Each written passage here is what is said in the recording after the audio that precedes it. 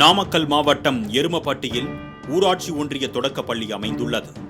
எருமப்பட்டி மற்றும் அதன் சுற்றுவட்டார பகுதிகளைச் சேர்ந்த மாணவ மாணவிகள் 100க்கும் அதிகமானோர் இந்த பள்ளியில் பயின்று வருகின்றனர்.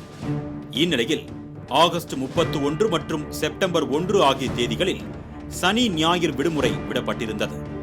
இதனையடுத்து செப்டம்பர் 2ஆம் தேதியன்று காலையில் பள்ளிக்கு சென்று பார்த்தபோது பள்ளியின் சமையல் கூடத்தில் உள்ள பூட்டில் மனித கழிவுகள் வீசப்பட்டிருந்தது ஆசிரியர்களை அதிர்ச்சியடைய வைத்தது.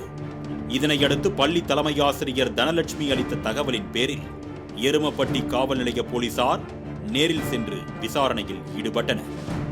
இதுகுறித்து பள்ளி நிர்வாகத்திடம் கேட்டபோது பள்ளி வளாகத்தில் இரவு நேர காவலர்கள் இல்லாததே சமூக விரோதிகளின் அட்டகாசங்களுக்கு காரணமாக அமைவதாக கூறப்படுகிறது.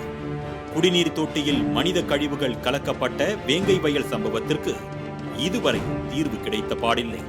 இந்நிலையில் தற்போது நாமக்கல்லில் சத்துணவு கூடத்தின் மீது மனித கழிவுகள் வீசப்பட்டிருப்பது மக்களிடையே முக சுழிப்பையும் கொந்தளிப்பையும் ஏற்படுத்தியுள்ளது.